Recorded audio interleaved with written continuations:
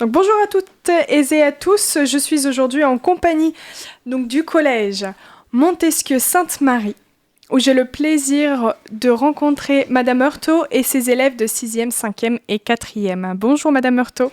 Bonjour, voilà, je suis Delphine Heurtaud, je suis enseignante au collège Montesquieu Sainte-Marie et avec ma collègue Béatrice Rioux, nous avons décidé de monter des projets que l'on appelle Raconte-nous le Havre. Donc au collège Montesquieu Sainte-Marie, nous accueillons beaucoup d'enfants avec des troubles spécifiques des apprentissages.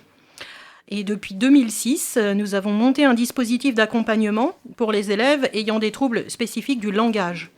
Ce que l'on appelle plus couramment des enfants dyslexiques, dyspraxiques ou dysphasiques. Tous ces enfants sont en inclusion, ils sont en classe avec leurs camarades et ils bénéficient de temps d'accompagnement plus personnalisés selon leurs besoins en français, mathématiques, histoire et en anglais. Lorsque ces enfants arrivent au collège, ils sont souvent en souffrance avec le milieu scolaire.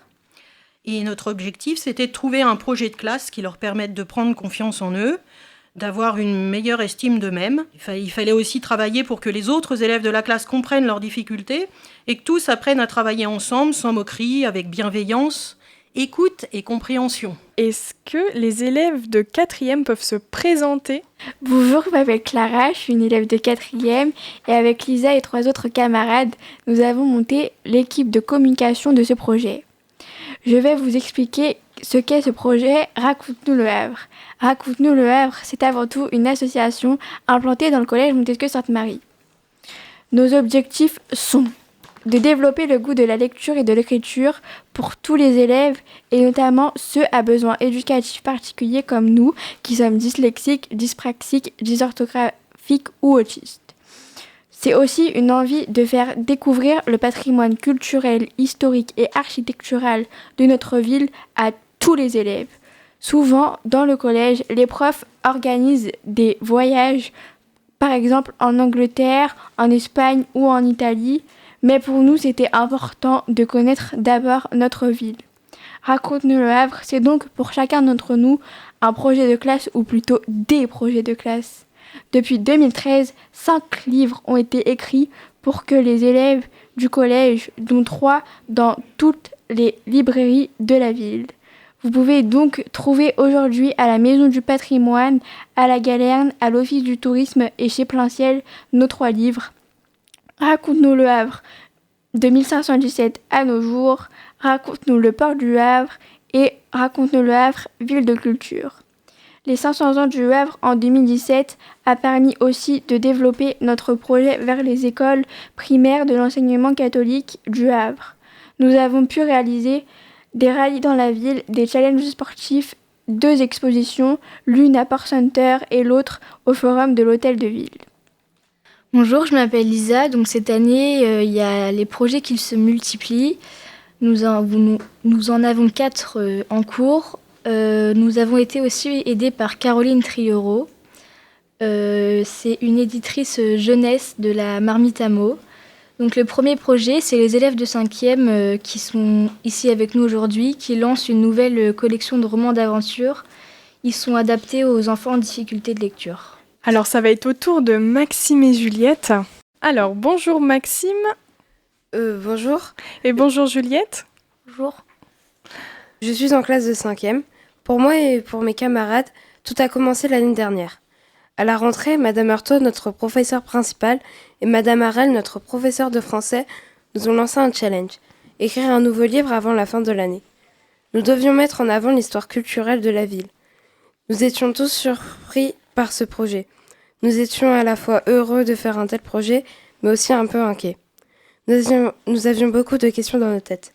Allait-on réussir ce défi ? Serions-nous à la hauteur ?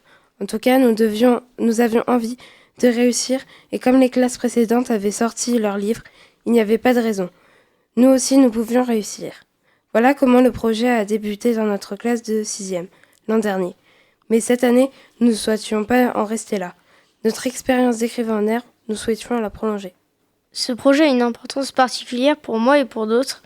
Dans la classe de 5e, nous sommes 13 à être dyslexiques, dyspraxiques, hyperactifs ou autistes, avec quelquefois plusieurs de ces troubles à la fois. Donc pour nous, ce n'est pas simple ni pour lire ni pour écrire. Ce projet était ambitieux et nous faisait un peu peur. Alors avec Madame Horto, nous avons travaillé tous ensemble pour mieux comprendre les différences des uns et des autres. Elle nous a rendus plus solidaires. Nous avons appris à travailler en équipe pour que nos compétences se complètent et nous sommes fiers d'avoir réussi à dépasser nos peurs. On écoute Maxime pour l'histoire du livre. Cette année, nous avions envie de changer de style. Et pourquoi pas un roman d'aventure. Jusqu'alors, les livres rédigés par les élèves étaient plutôt des docu-fictions. Nous souhaitions cette fois-ci mener une enquête. Les musées de la ville s'y prêtaient bien. Nous avons donc choisi de poser notre intrigue dans la maison de l'armateur et l'hôtel du Bocage de Bléville. Avec l'aide des services culturels et patrimoniaux de la ville, nous avons effectué des visites, des ateliers pour mieux comprendre ces lieux et leur histoire. On a fait appel à Caroline Triereau, auteure jeunesse qui nous a aidés avec nos professeurs à monter l'intrigue. Elle nous a expliqué comment écrire une enquête et nous accompagne toute l'année dans l'écriture. Nous avons gardé les personnages des livres précédents. C'est pourquoi nous retrouverons Mamie Simone et Papy Grenier, docker en retraite mais aussi ancien agent secret, Momo et son Cherokee, 4 enfants havrais d'origines différentes. L'histoire se déroule dans la ville. Lorsque Chloé visite la maison de l'armateur avec son professeur d'histoire-géographie et sa classe, elle apprend que le journal intime de Madame Fouache a été volé. Elle décide d'alerter ses amis, Momo, Ronan et Zamzem, et ses grands-parents. Avec son combi Volkswagen LH007, Papy Grenier, ancien agent secret, et Mamie Simone vont emmener les enfants à travers la ville.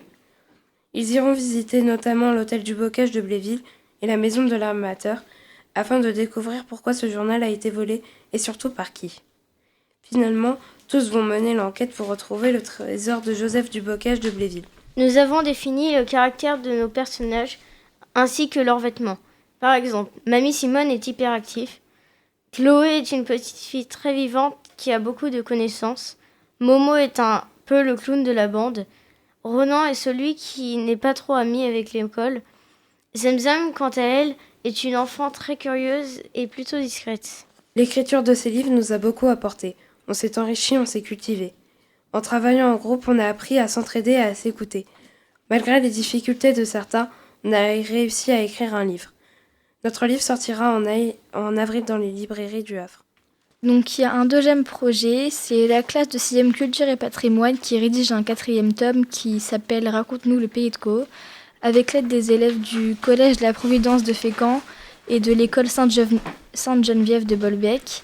Chaque école se partage le territoire du pays de Caux pour mieux raconter la partie documentaire. Mais l'histoire doit se compléter. C'est donc une belle organisation pour que cette histoire prenne sens. Bonjour, je m'appelle Clara. Et moi, c'est Lucie. Nous sommes toutes les deux en 6e. Notre professeure principale, Madame Rioux, nous a présenté notre projet en début d'année.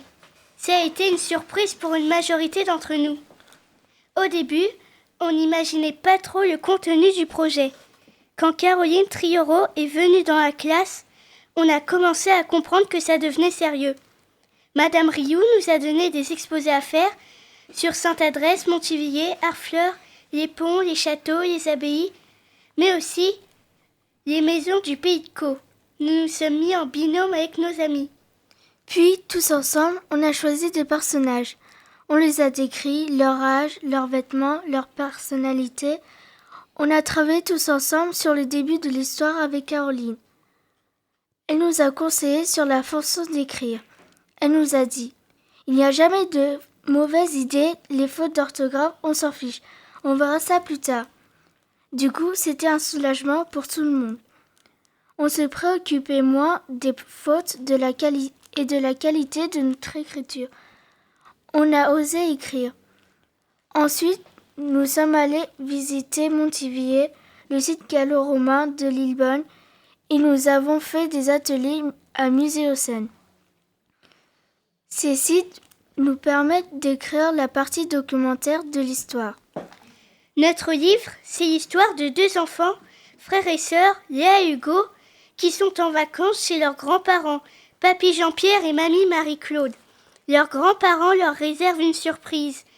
Ils partent ensemble découvrir le pays de Caux avec Marguerite, leur camping-car. Ils emmènent Issa, leur petit voisin en fauteuil roulant. Pour lui, Papy Jean-Pierre a aménagé son camping-car.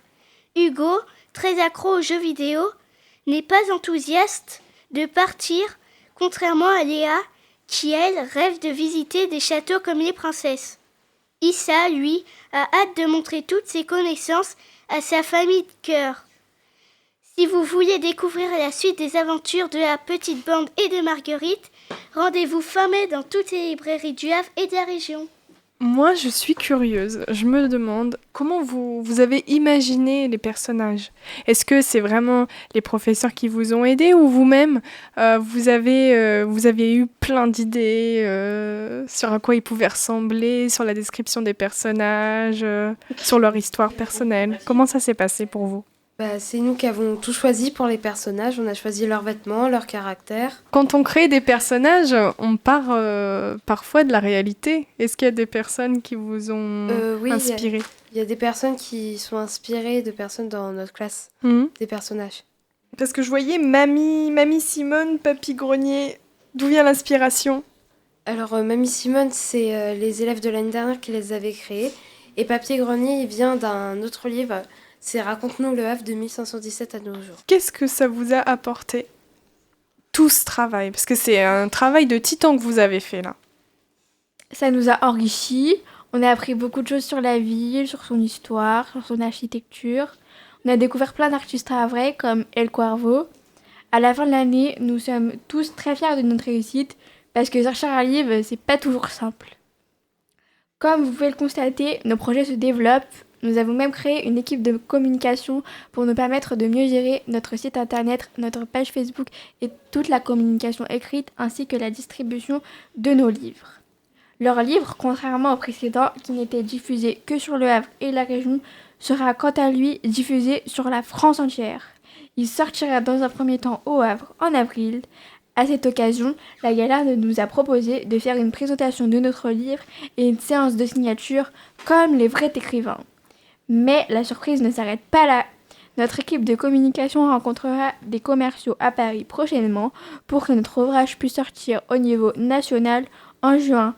La célébrité nous guette et nous sommes heureux de pouvoir partager tout ceci avec vous. Franchement, j'aurais juste une chose à vous dire, c'est félicitations à tout votre collège, à tout ce que vous avez fait, vos efforts, votre engagement. Je pense que, je sais pas comment vous vous sentez, mais est-ce que vous êtes fiers de vous ? Oui. Oui, en fait, les parents aussi découvrent au fur et à mesure de l'année, un peu comme les enfants, ce qui va se passer sur l'ensemble du projet. D'abord parce que nous, enseignants, il y a une partie des choses qui sont fixées, voilà, parce qu'on travaille en amont, en équipe, pour pouvoir définir les projets. Et puis, il y a une part du projet que l'on découvre dans l'année, comme la Galerne qui nous invite à faire la présentation du livre. Ça, sont des choses qu'on ne pouvait pas prévoir en amont. Donc, c'est des belles surprises qui arrivent toute l'année, comme Westrack qui nous invite à venir ici dans les studios de radio. C'est pas des choses qu'on avait prévues au départ. Donc, les parents, de la même façon, découvrent, comme nous, les événements. Alors, il y a des belles surprises. Les enfants sont heureux de pouvoir le raconter en famille à la maison. Et puis, il y a une vraie fierté, je pense, de la part de tous. Enseignants, d'ailleurs, aussi. Aussi. Oui, parce que même en interne, vous devez apprendre beaucoup. Oui, nous, on apprend aussi autant que les enfants, puisqu'on on s'aperçoit qu'en fait, les élèves ne connaissent pas leur ville et qu'il y a tout à découvrir. Et donc, c'est de là que le projet est parti. Partir à la découverte de notre ville. Donc, la première année, on avait profité des 500 ans du Havre pour rédiger une partie sur l'histoire de la ville, découvrir sa géographie, son architecture, son histoire. Donc on est allé visiter les lieux importants de la ville, on a établi un parcours. Donc on est allé à la bibliothèque Salacrou, on a trouvé beaucoup d'ouvrages. Et donc pour les élèves, la difficulté, c'était de faire trier les informations et de rédiger leur propre texte sans faire de copier-coller. De se réapproprier toute l'histoire voilà, et d'expliquer avec leurs mots. Voilà, c'est ça. Pour que ce soit aussi compréhensif par tous, parce que certains livres sont compliqués. Donc un premier travail de lecture et ensuite de définir ce qui est important dans ce qu'ils ont lu et comment l'expliquer. L'année d'après, on a plus travaillé sur le port du Havre. Et là, c'était en lien avec le programme de géographie, où on étudie le littoral industriel ou portuaire. Donc, on s'est posé la question de savoir les vêtements, ce que l'on consomme aujourd'hui, d'où est-ce que ça vient, comment ça arrive au Havre. Donc, voilà, on a étudié tout le cheminement d'un produit, de son point de départ jusqu'à ce qu'il soit entre leurs mains. Oui, sur notre dos. Voilà, sur leur dos. Et donc, on en a aussi profité pour rencontrer un certain nombre de professionnels des métiers du port. L'année dernière, donc, c'était sur la culture du Havre. Donc, là encore, on a fait de nombreuses rencontres, de nombreuses visites. On a étudié beaucoup de documents. Et donc, ils se sont aperçus que le travail d'équipe était très important et qu'il fallait s'approprier les choses sans les copier. On a aussi travaillé du même coup sur le droit à l'image. Voilà, il y a tout un travail en amont qui est fait et un travail d'équipe important. Est-ce que vous avez une idée du temps que vous avez passé à faire tout ça ? C'est pas évaluable parce que y a un temps de préparation de la part des enseignants qui est conséquent. Et après, il y a un travail avec les enfants sur le temps scolaire. Qui en fait rentre par exemple dans le cours de français. Il y a une partie qui se fait. Alors nous, on a défini des heures de projet en plus dans la semaine, où on prend les enfants sur un temps personnel, bénévolement nous en tant qu'enseignants, et on travaille avec eux sur ces heures de projet là dans la semaine. On ne pourrait pas le quantifier en fait parce qu'il y a beaucoup de choses qui se font aussi au fur et à mesure, des choses qu'on n'avait pas prévues, et finalement les enfants viennent et proposent des choses en supplément, donc c'est difficile de quantifier en fait le temps nécessaire. Ce qui est sûr que c'est un gros projet.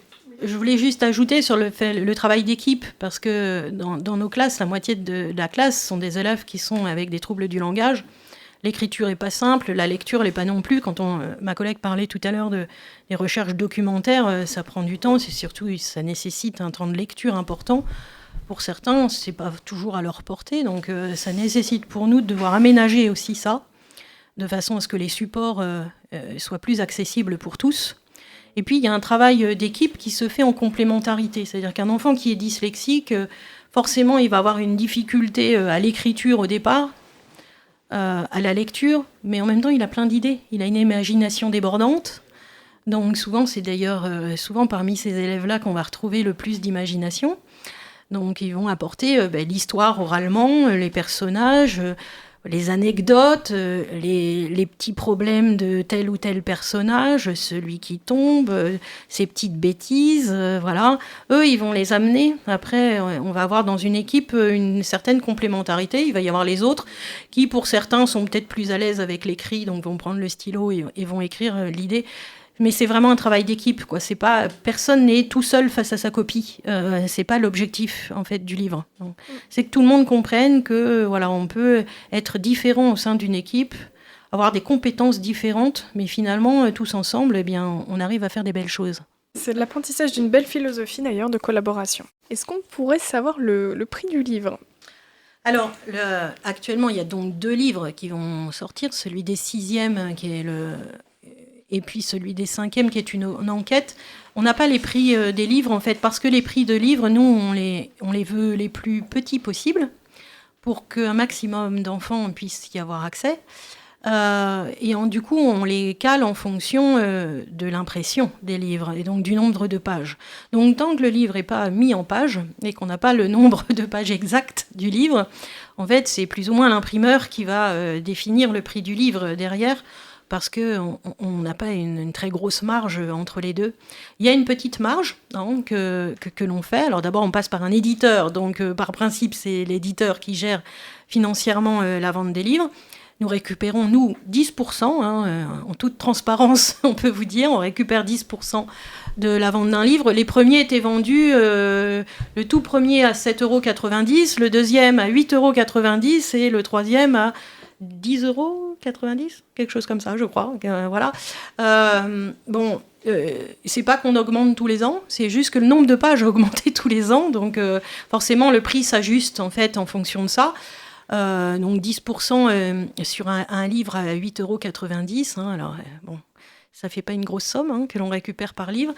Ça nous permet de financer en fait l'intervention de l'écrivain chaque année dans le projet. Et ça pérennise en fait notre projet de cette façon-là. Alors pas tout à fait, il faut aussi qu'on aille chercher des subventions à droite et à gauche pour finir de payer, et parce que pour nous là il y a un écrivain. Pour l'école Saint-Léon qui travaille aussi sur un projet d'écriture, il faut payer une illustratrice pour les enfants.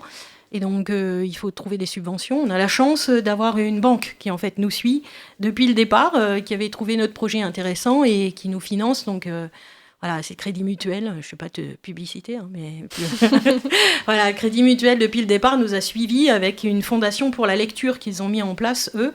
Et voilà, ils nous aident chaque année en nous octroyant une subvention. Jusqu'ici, ça fait 2 fois qu'ils nous suivent. Donc, c'est plutôt une belle aventure aussi grâce à leur financement. Est-ce que la ville a participé aussi ?